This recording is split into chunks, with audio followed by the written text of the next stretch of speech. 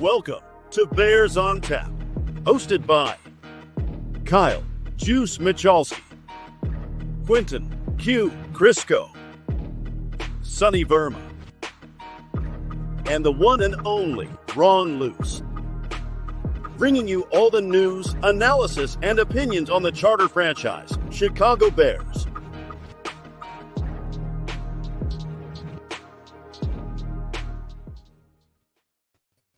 And welcome back to another episode of Bears on Tap. My name is Quentin Crisco. I'm joined by Sonny Verma here today. Sonny, how are you doing? Doing good. 19 more days, Quentin. Not that I'm counting. Oh, I'm counting, trust me. But we just got done with the third episode of HBO's Hard Knocks, featuring our Chicago Bears. And Sonny, what are your initial takeaways from the episode? Or your main takeaway, I guess I should say, not to get into too many things to start. I don't want to start this off on a negative vibe, but I'm just going to say that I think we've waited so long for Chicago Bears Hard Knocks. And unfortunately, the Chicago Bears version of Hard Knocks turned out the way the Bears wanted it to turn out, if that makes sense. It's not a very spicy show. Quentin, you and I were kind of talking about this before we got on air here. Very vanilla, let's play the hits. Let's see, let's play the guys that we know the audience wants to watch. And, but again, I'm a Bears fan. I'm an obsessive Bears fan, so I'll just take whatever they give me. Yeah, no, I mean, I'm sitting here thinking like, yeah, no, that was good. But like at the same time, there are pieces that I want more of, but it's almost like Stockholm syndrome in some ways, where it's like just getting anything is so nice, especially because the 1920 football drives and all that have been kind of disappointing over the years and like not really that close of access. So getting some of the closer access, it feels like you're getting an inside scoop on it. They've really played us a little bit, I think. But at the same time, we take what we can get, and I enjoy watching it.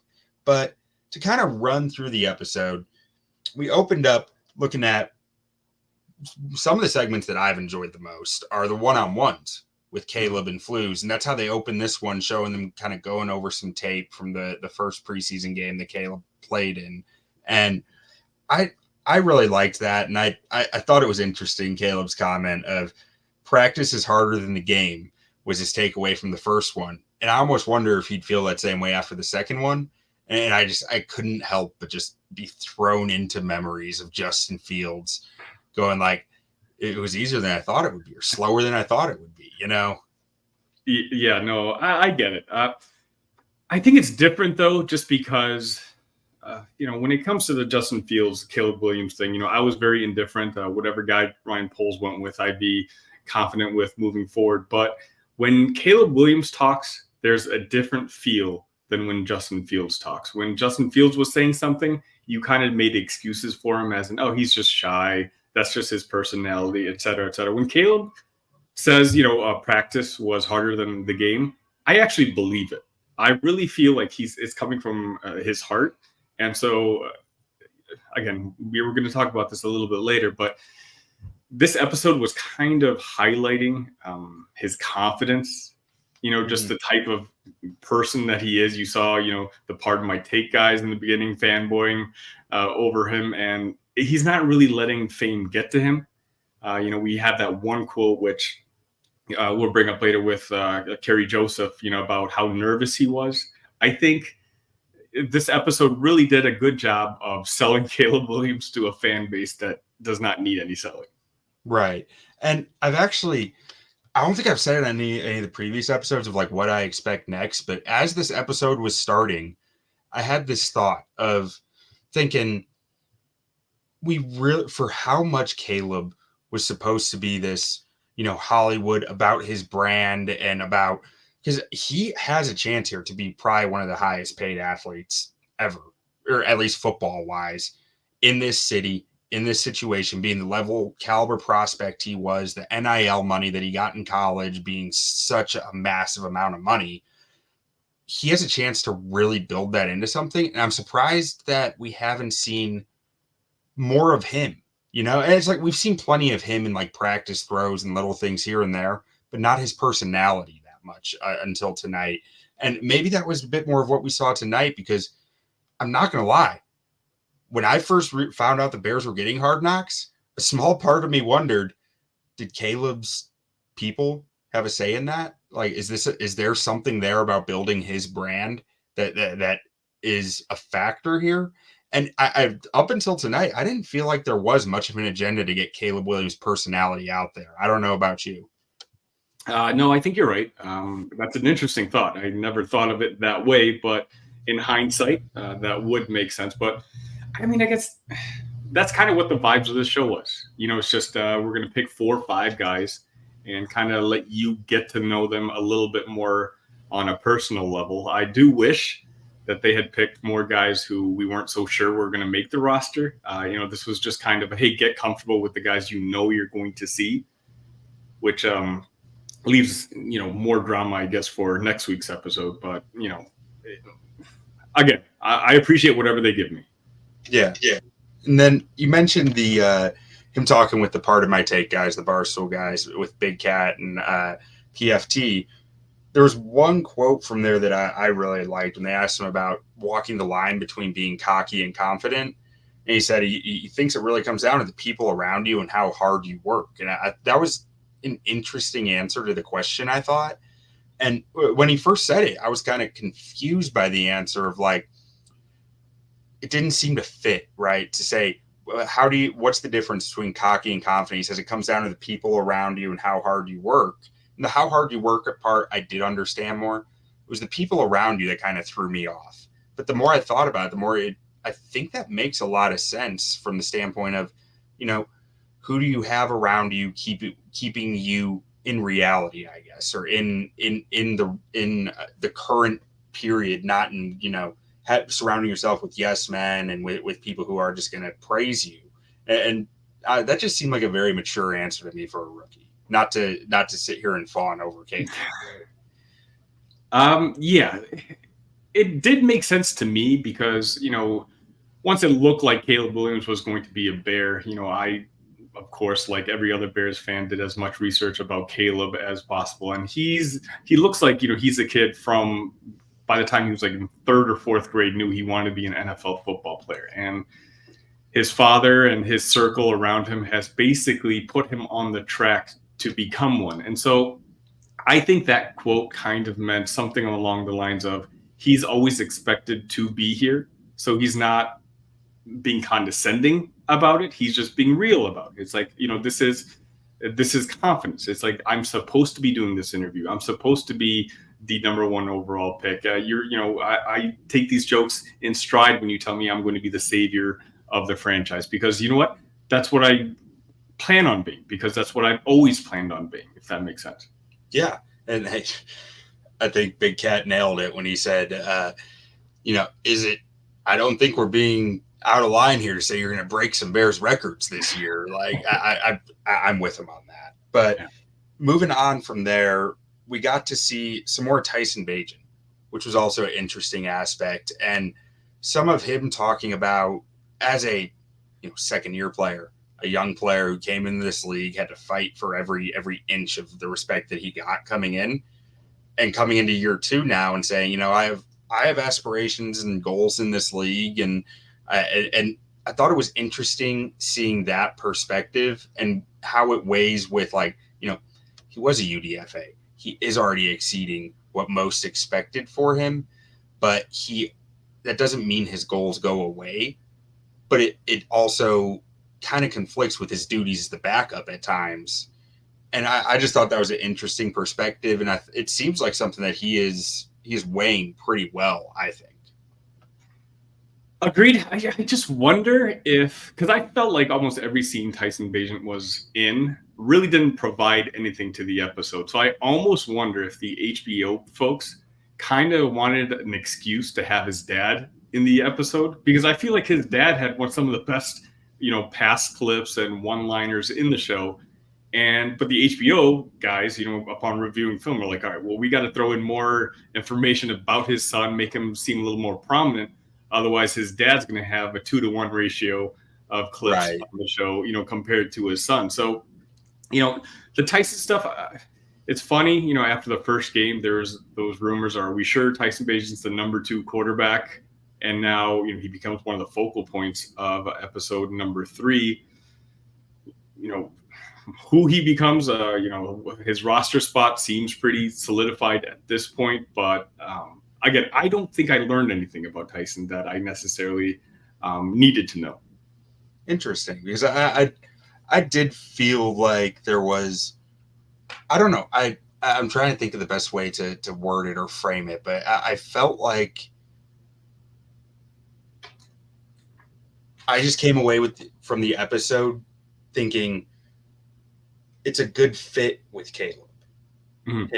I like feeling like I already felt a little bit like their play style kind of matches. Obviously, Tyson Bagent doesn't come close to the physical gifts that Caleb Williams has, but the ability for them to freelance and play within the pocket, to navigate the pocket, I think there are some similarities there that come through the offense that you don't have to change a lot if a backup has to come in.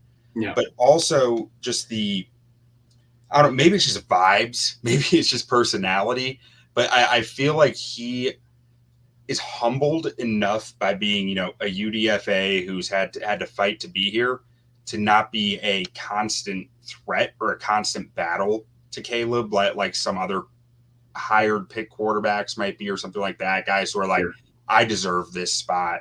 I'm going to do what I need to get in this spot.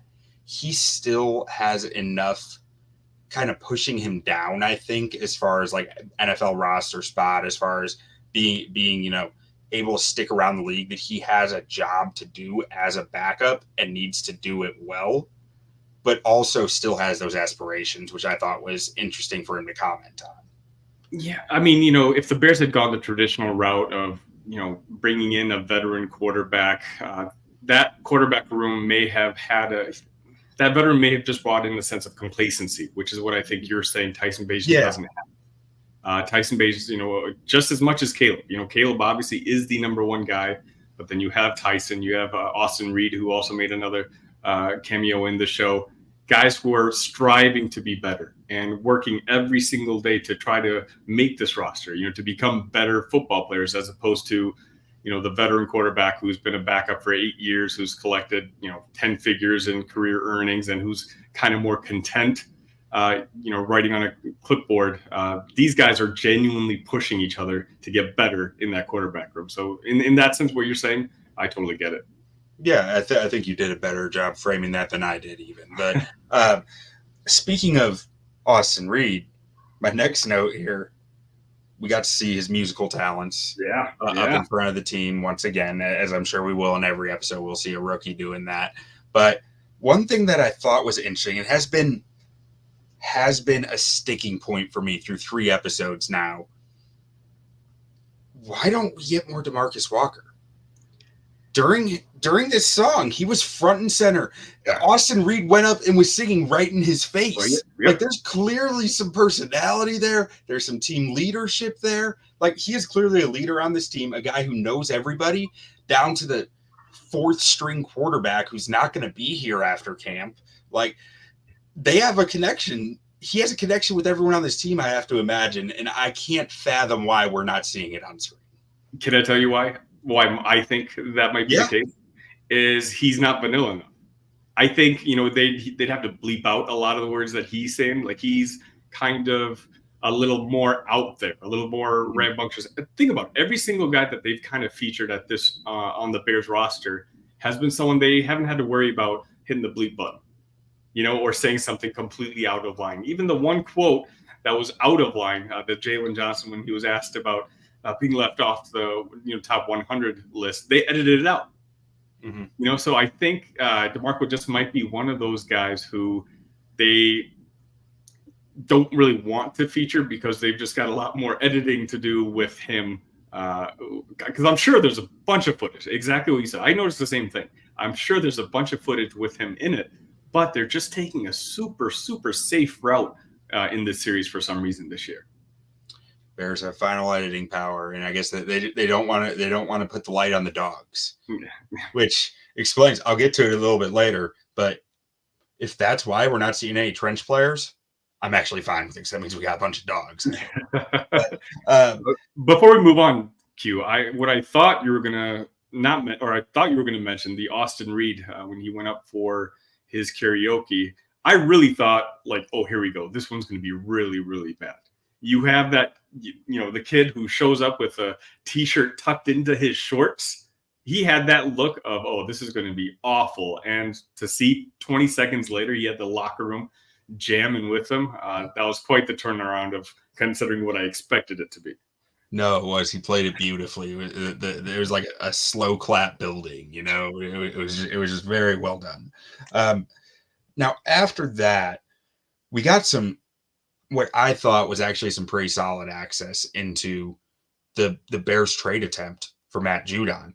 And I don't know if you listened to Hogan John's episode with Ryan Poles this week, but that was interesting to hear. He really doesn't know when they're recording, when they're watching, and what might end up on there. Obviously, I'm sure one of the Bears PR people has final say on everything that goes in or doesn't, but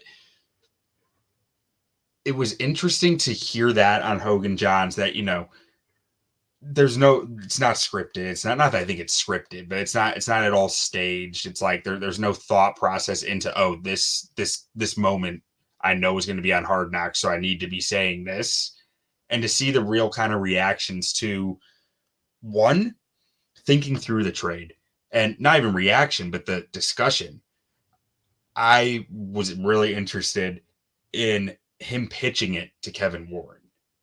That was something that I probably one of my biggest takeaways of Hard Knocks so far was him pitching it to Kevin Warren, kind of his, I don't know, how did you feel about that moment when he was talking it through to Warren?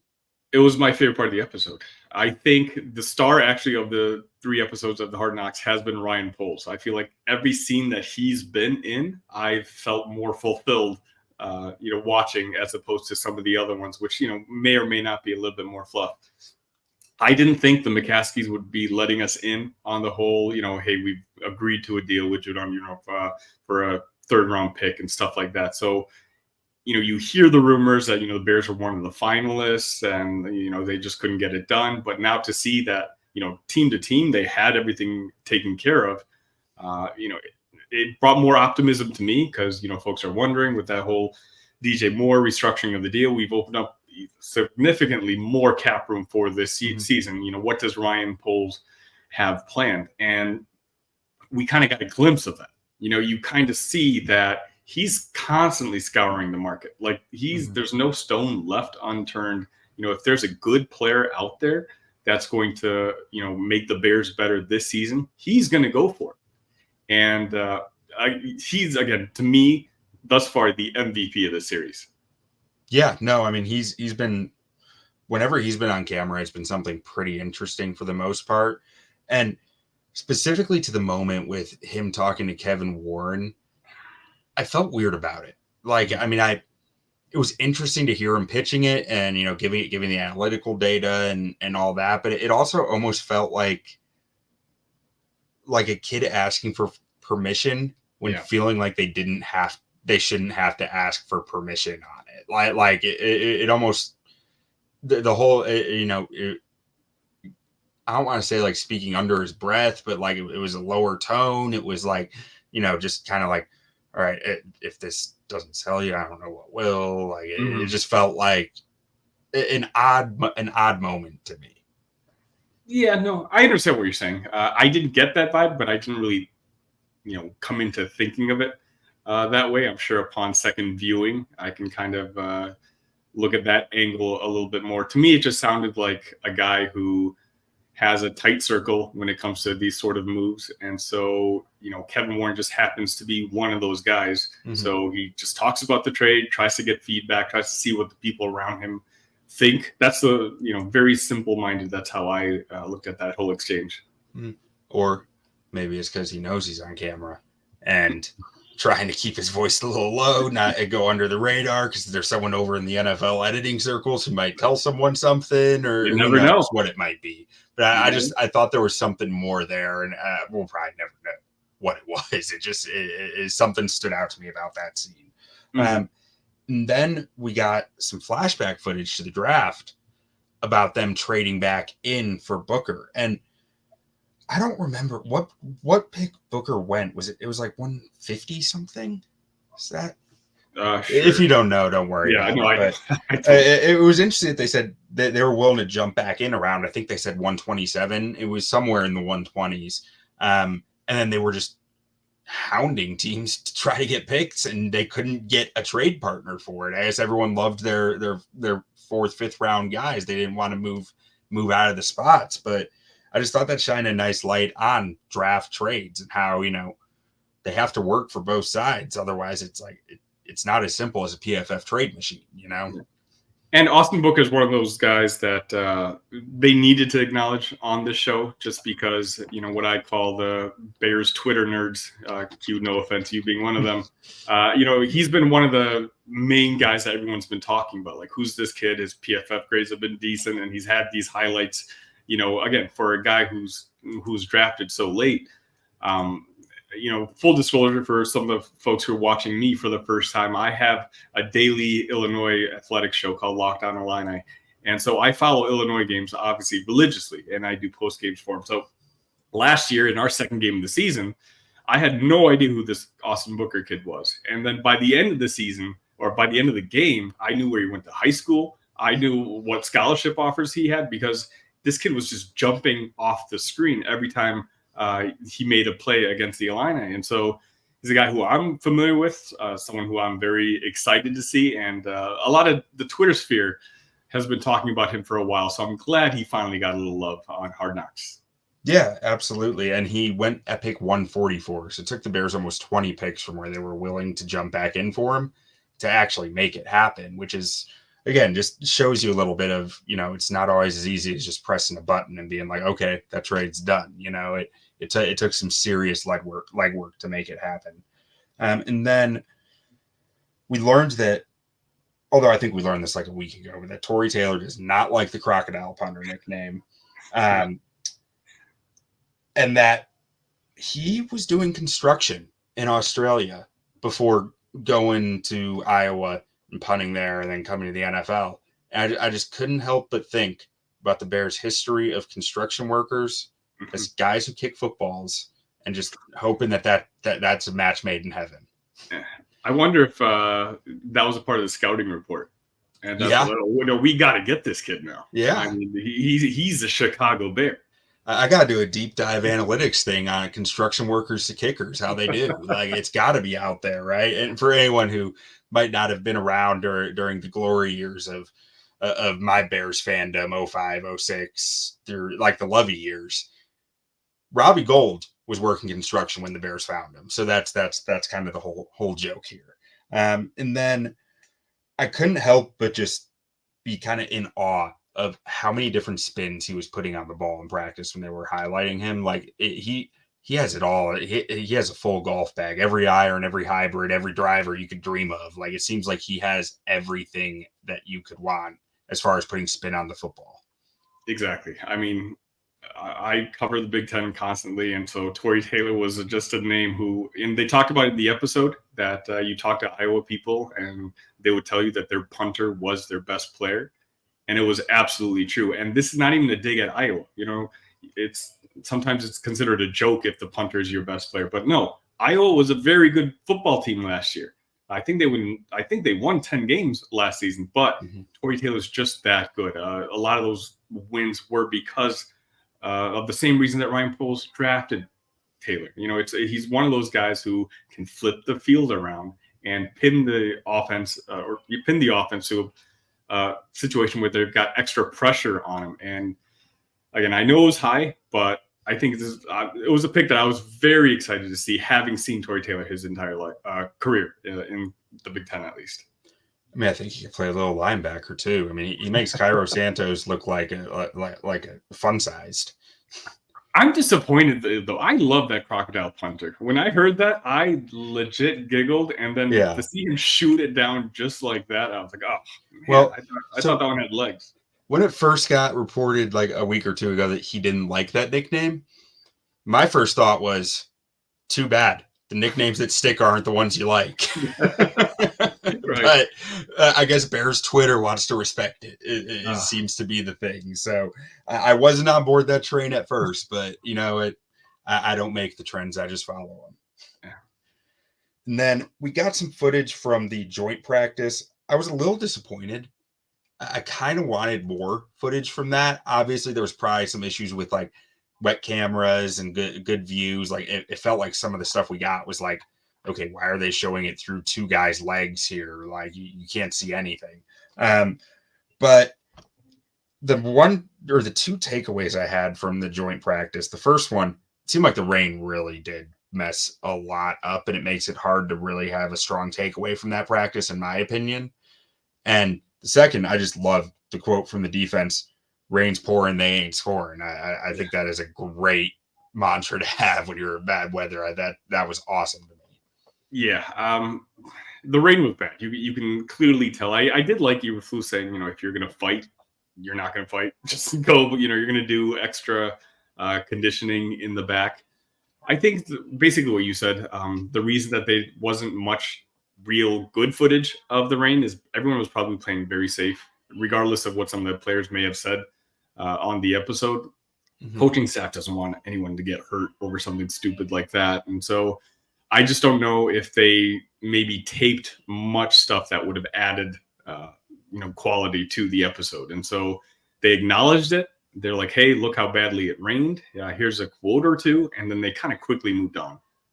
Yeah, no, I did like that that comment from Eberflus too. Of like, it just seemed like there was good discipline. You didn't hear about any fights. You hear about fights a lot in joint practices. Heck, last year there were some issues against Indianapolis, and it led to some serious conditioning on the Bears' part, which led to some injuries and led to there were all sorts of issues that rooted out from that. So I'm glad to see that wasn't an issue this year, even though it was only one day. Still, and then we got some game footage from the second preseason game. I guess the one against the Bengals, who they had the joint practice with, and opened up. We see Torrey Taylor getting lost around Chicago and asking people for directions, which I thought was a nice, lighthearted scene. But then we saw an atrocity. We saw Simone Biles wearing Green Bay gear on the Bears sideline. And I'm not even going to blame her. Can one of these great designers from Chicago just please make her a jacket for her husband with Bears stuff on it? Like, this seems like a huge opportunity for any designers or I guess, I don't know what you call it, clothing creators around Chicago. It seems like an outstanding opportunity. You gave Green Bay Twitter one leg up on us tonight, which was, I mean, I wish someone had asked her about it. You know, I mean, obviously they had her mic'd and, her friend or whatnot did say, you probably should take that off. It would have been nice for her to just acknowledge the hate that she was getting and even make an excuse about it. Something, but they just kind of threw it in there. Multiple angles of this filthy looking Green Bay jacket. And then they just kind of, look, see Green Bay, and then they just moved on. It's like, no, bring resolution, talk about how, after the game, so-and-so brought her a new jacket and says, hey, let's throw that one away, or let's put that one in the closet for a while. There's no resolution to that. Bears fans, don't go take it out on her. It's a bad look. But if you're a Bears fan who makes cool things, cool clothing, make something for Simone and send it to her. I bet you it'll help your business. I bet you it'll help you out. Just make it your goal to make Simone, to put Simone Biles in Chicago Bears gear. That's all I want to see. And then we find out that Tyson Bagent dropped $8,000 on preseason game tickets, which is insane, but cool, but insane. That's something. Austin Reed's reaction was hilarious when he did the math in his head and he realized that Tyson Bagent spent more on tickets for this preseason game than Austin's signing bonus was, which he talked about being $5,000 earlier on in the episode. So but again, it was just another excuse to bring Bagent's dad into the story. It was the star of the show. He really interacting with the little kid, and just one of those personalities that I think that once the HBO guys caught wind of, we're like, yeah, we need more of this guy. I mean, heck, by the end of this, he might have signed a deal for a reality TV show, like Real Wrestlers of America, Arm Wrestlers of America, or something. And then the one thing that, or I guess there were two things, but I'm gonna save one for later. So the one thing that I really took away from the game was seeing the communication issues. Yeah, and hopefully get it figured out in the preseason. It's one of the things the preseason is here for, but that's something that clearly derailed the offense in the preseason game and will probably derail the offense again if it happens again. And the frustrating part was how calm the narrator was, saying, oh, sometimes, these things are simply just a flip of a switch. Well, it's like, okay, you had 3 drives of this. Flip that switch 2 drives ago. Well, what took so long? But, you kind of wonder, like, how big of an influence that was. Like, was this one of those instances where that communications issues just happened on a couple plays, or was this something on every single down that they was a bigger deal than we really know it to be? Because if it was one of those where it only happened on the scenes that they showed in the show, well, then maybe overall the offense was just stagnant over the first 3 drives. But if this is an issue where this happened every single play, Caleb was struggling to hear from Shane, well, then we have a couple built-in excuses. Not that we want to make them, but for me, it's like I didn't hear anything about this communication issues before, so I actually learned it, straight from this Hard Knocks episode, and all that's left me with is more questions. I mean, so as long as it's something they can figure, because it's something you hear about it at some point every season, right? That the comms went out and you were just dead on arrival because of it, because you didn't have play calls and your quarterback just had to wing it. As long as it's not like a consistent issue or more of an issue than it is for any other team, I'm actually glad it happened now, because you can have a plan in place for that, right? I'm sure they've talked about in the QB room, if the comms go down, this is what you do. But you don't really know it until you experience it. So I'm kind of glad that Caleb got the experience of it so he can prepare better for the next time it happens, or not be thrown off by it the next time it happens and have to think through it. Okay, well, what did they say to do? Oh, they said to do this. What does that mean? And then start like boiling it down into what actions that actually takes to achieve. He has an idea of how to achieve it now. And I think that that's ultimately a good thing. That's a fantastic point. Yeah, you're right. This is going to happen at some point in the season. And what better way? Isn't that the whole purpose of preseason? Try to go through the motions and see how you'd react. And, who was it? Roman Dunze last episode, where he was trying to prep the kids up and saying, hey, you want to replay the same play 1,000 times so that if you're in a situation, you know exactly how to react. This could be one of those instances where, Caleb, if this happens game 1 during the regular season, you don't want nerves to show up. You want him to be able to react based on past experience, on instinct. And so when comms goes down, he knows exactly now what it's going to sound like, what to expect, and what he needs to do. Right. I think that goes a long way. But I mean, that pretty much wraps up the episode, unless you had anything else to add before we get to our final segment. No, I think, again, I wish there was more spicy takes or, something not as vanilla as what we just saw. But still, I don't feel like I wasted the 55 minutes or whatever the running time of that episode was. And, if I'm going to get vanilla stuff, I'd rather it be about Caleb Williams. And they did make this show a significant portion about Caleb Williams, so I'm content with it. Yeah. Okay, so moving on to our first question of our 4 questions to wrap everything up. The biggest surprise of the episode, and I'll jump off with this. For me, it was the trade conversation with Ward and the access that we got to that. And more than that, the fact that Poles seemed pretty torn up about not getting the deal done, was trying to reason with I forget what the position was, it with the other employee in his office of like, well, we didn't want to go over that price. We didn't go over that price. Like trying to manage it and be like, kind of see a bit more human side of Ryan Poles there, and some of the, competitor in him of like, he wanted it, he wanted it. And he probably from experience said, I can't go over a 3rd round pick. I did that with Claypool. Mm-hmm. That one didn't work. That burned me. I need to stand by my price here. And it was just, I thought it was a cool aspect to see. And I don't know, I'm starting to get this feeling that Poles is really entering an aggressive mode of his GM tenure. And it's something that, up until this point, we hadn't seen that much of.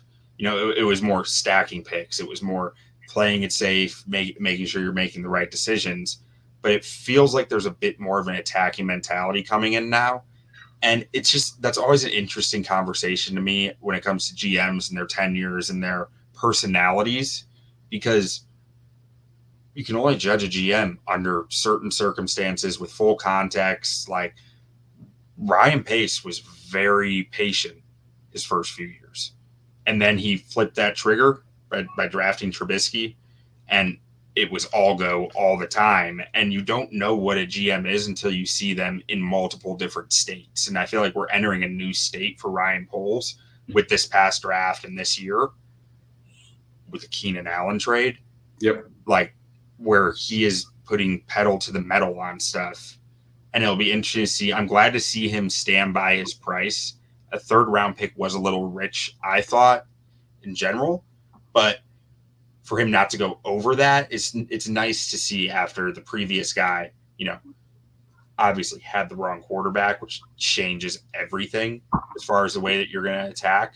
But after going through all that with Ryan Pace, it was nice to see Ryan Poles stand by his price. Yeah, I think I kind of alluded to that earlier too. We've basically seen that, Ryan's ready to make that move. He knows that for the last couple of years, he's asked for patience. He's accumulated assets. And it turns out he's done a really good job. He's built a really good roster. But there's a chance that roster needs 1 or 2 more guys. And I think, the disappointment that you're talking about is him realizing he was so close to getting one of those guys. Yeah. Yeah, no, absolutely. And then did you have a surprise in this episode that you thought, or was it, we talked a little bit about pre-show and I'm doing a bad job transitioning it now, but looks like we lost Sonny there. So I'll just move on to my favorite moment of the episode. And with this one, it was in the game. It was after the communications came back.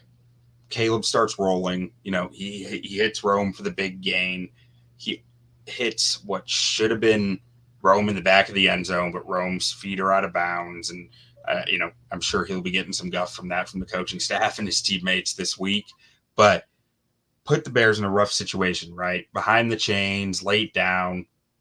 Caleb finds a way to get in the end zone. And those shots of his run are just like, I make YouTube shorts consistently for my podcast channel. And like, I would love to use those shots because they were some incredible shots that like they showed one that was like, oh, just put that on repeat. And they showed another. I'm like, no, put that one on repeat. It was just a great play, great moment, and some awesome camera work. And what I really also liked was him just saying, I just want to hold on to the ball. Because again, he's acted so much not like a rookie that it was nice to see, sometimes that he is just a kid, like he acknowledges and, he wants to remember that feeling. He did get that touchdown. And so that part, was one of my favorite moments of the episode, just seeing him stop being, that just super confident, guy who acts like he's a veteran all the time. It was nice to see what I call more of that rookie moment for a second, just to, remind yourself that this is a kid who's playing his first time in the NFL. Yeah. And so was that your favorite moment of the episode as well, or did you have a different one? I also really liked the callback that Tory Taylor had to Caleb, where he's like, I thought you said we weren't going to be punting. You've already punted 3 times in the first half. I thought that was pretty good comedic timing. Yeah, it was good to see him bust his balls a little bit there. That was fun. Now, taking it back, did you have a surprise in the episode, or was it kind of along the same lines as mine, or do you feel like it was kind of very vanilla? I mean, it was very vanilla, but just the fact that the Bears let us get a backstage view of Ryan Poles trying to negotiate and, keeping the rest of the staff, Eberflus asking, hey, do you think this is going to happen? How close are we? Kind of gave us a glimpse to see what the workings of an organization is like. So if there's going to be a surprise of this episode, it would probably be that. But you did such a good job encapsulating what my thoughts were going to be. Well, sorry to steal the thunder then. But I do got to say, man, I wish they got Judon. I'm glad they didn't pay the price, but I wrote an article like a month ago with Judon as the top target. It was before all this. I just would have been able to point to that and been like, see, on Tap Sportsnet knows. But moving on to what is something you want to see more of throughout the next, I don't know, what is it, 2 more episodes? For me, I want to know what the drama is. Right now, again, I said this at the beginning of the episode, the main people that they focused on were the people that we already know we're going to get used to. But right now, at least through Hard Knocks, if I wasn't watching any Bears media, if I wasn't watching on Bears Twitter and all that, I don't know what the position battles really are anymore. Mm-hmm. I don't know who's fighting for this spot. I don't know who's, I know who's content for the 4 guys that they show every episode. But for me, I want to get to know some of the people that are, battling to, be the last tight end or be the, last lineman. Brendan Bates. Those type of guys. I know I saw your tweet about that earlier today too. Those are the storylines which I've always liked about these sort of shows. I'll learn about Caleb Williams, all season long, all career long. But for me, it's, if I'm trying to play GM, I want to know about the type of battles that are happening that we're not seeing reported on Twitter or, something like that. Yeah, no. And I mean, I've already mentioned mine a little bit. I want more DeMarcus Walker. And yeah. I think it was 2 years ago, the Colts were on an in-season Hard Knocks. And my favorite episode of Hard Knocks that I've ever seen was one where they just followed the O-line for a day. I want to see the trench guys. Yeah. They're funny, they're fun, they're jolly, they're happy, but they'll mess you up too. And I just want to see more O-line guys. I think people love the O-line. Yeah. And D-line too, I want to see, but I just want to see the trench guys. We have seen so little outside of Austin Booker. We haven't seen Montez Sweat at all. DeMarcus Walker, we've seen very little of. Gervon Dexter, Zach Pickens. I feel you don't even know they're on the team based on Hard Knocks. I want to see the trench guys. I mean, and then we're talking about Tevin Jenkins, contract year, big spot for him. Got to stay healthy. There's a lot of story there that you probably need to get more information on that I would love to see on Hard Knocks. And we have Paul Peters in the comments saying that I look like I sit in my car naked with binoculars. Well, you caught me, Paul. I was there. Anyways, moving on to our last question. What do you think is coming next?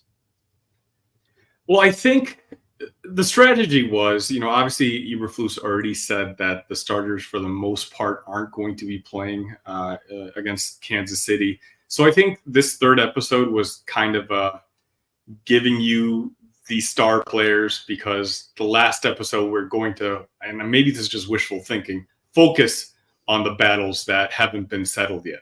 There's not going to be Caleb Williams plays here and there, running the ball, some of his throws and whatnot. The last episode, I think, is, or the next one at least, is going to be a little bit more focused on the guys that, who the play on the field is actually going to matter.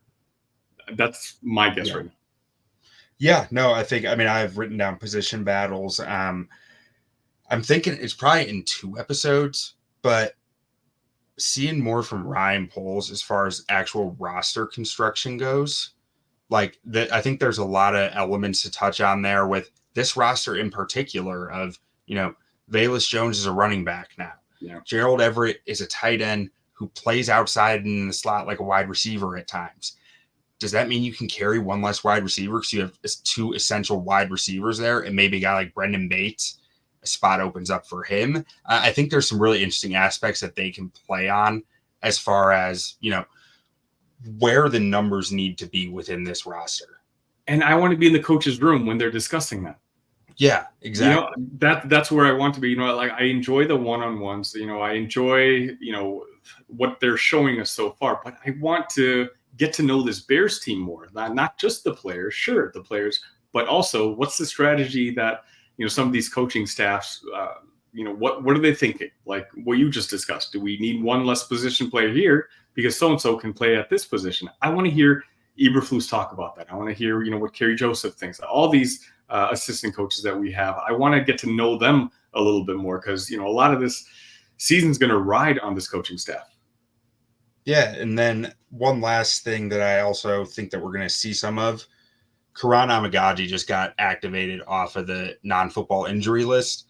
I think that happened this week, so that would be next week's episode. I think we're going to see some more highlight on him, and being a Hinsdale Central guy, we'll probably see some of the hometown hero kind of aspects there and playing for the team that we've all seen the tweets from him of being like a big Bears fan and talking about the Bears can't block anybody, they need to find some offensive linemen, and they got one in him now. So I think that there's some fun to be had with that. And you can have some pretty good betting odds that he's probably going to be the main character on the karaoke next week, just to kind of personalize him a little bit more. Yeah, gotta be. But I think that wraps it up for us. Sonny, do you have any final thoughts you want to get out there? No, as much as I sound like I'm down on the series, I still can't get enough. I wish, because the season's so close, I'm okay with this series ending, but if we're still in the off season, just give me vanilla. That's all. That's fine. Just give me Bears content, and I'm happy with it. All right. Well, I think that wraps it up for us. And make sure to go check out our content over at ontapsportsnet.com. We'll have an article recapping this whole podcast here up there tomorrow. We have Bears content, Bulls, Cubs, White Sox. We've got it all over there. So make sure to go check it out. And until next time, bear down.